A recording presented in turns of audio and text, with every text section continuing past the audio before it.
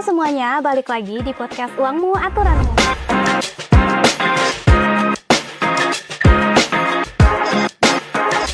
Kali ini kita bakal bahas topik yang sering banget muncul nih, apalagi buat kalian yang baru mau mulai nabung atau mikirin finansial pribadi.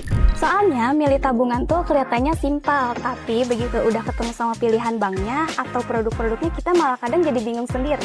Nah, aku di sini nggak sendiri loh, aku udah bareng sama Kak Tom yang tentunya udah sering banget nih ngulik soal literasi keuangan.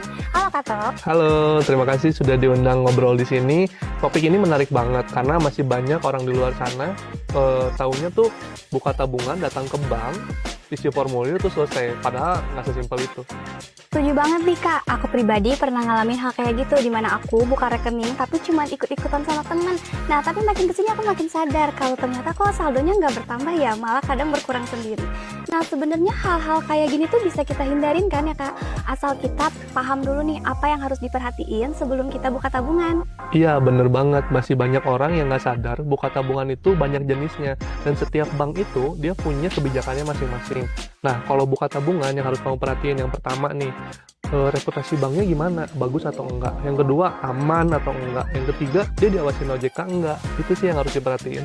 Nah itu kadang kita tuh mikir bahwa ya udah yang penting kita nabung gitu ya Kak. Tapi ternyata ada juga bank yang ngasih bunganya tuh rendah atau malah kena biaya admin terus tiap bulannya.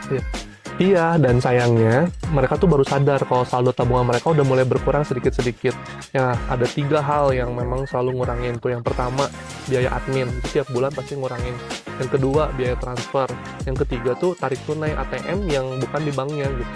Dan gak semua orang itu sadar soal hal itu di awal ya Kak. Apalagi ketika kita di bank, si CS-nya tuh nggak ngejelasin dengan detail tentang produk itu.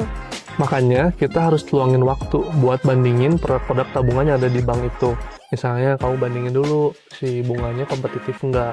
Yang kedua, coba lihat si fiturnya mencukupi nggak buat kita. Yang ketiga, nah ini yang nggak kalah penting, aplikasi digitalnya ada atau enggak. Karena kan sekarang kita transaksi itu pasti menggunakan m-banking ya. Nah, pastikan semua transaksi digital kita yang menggunakan m-banking itu berjalan dengan baik. Iya banget nih Kak, ada bank yang aplikasinya cepat dan simpel, ada juga yang malah aplikasinya tuh ribet dan bikin males buat buka. Nah padahal itu kan kita pakai sehari-hari ya Kak. Bener, bonusnya kamu bisa dapat cashback dan promo-promo dari tabungan yang kamu pilih. Tapi itu bonusnya, yang utama itu fungsinya dan kenyamanan kamu saat buka tabungan. Bener banget nih Kak, jadi ya buat kamu yang lagi cari tahu tentang tabungan, jangan buru-buru deh, cukup luangin waktu sebentar untuk cari tahu mana nih yang sesuai dengan kebutuhan kamu. Jangan nantinya tabungan itu malah jadi bikin kamu repot di kemudian hari. Dan buat Kak Tom, terima kasih banyak untuk sharingnya hari ini, obrolannya ringan tapi cukup ngebuka mata dan wawasan banget nih Kak. Sama-sama, semoga yang nonton podcast ini bisa menjadi lebih bijak dalam memilih tabungan.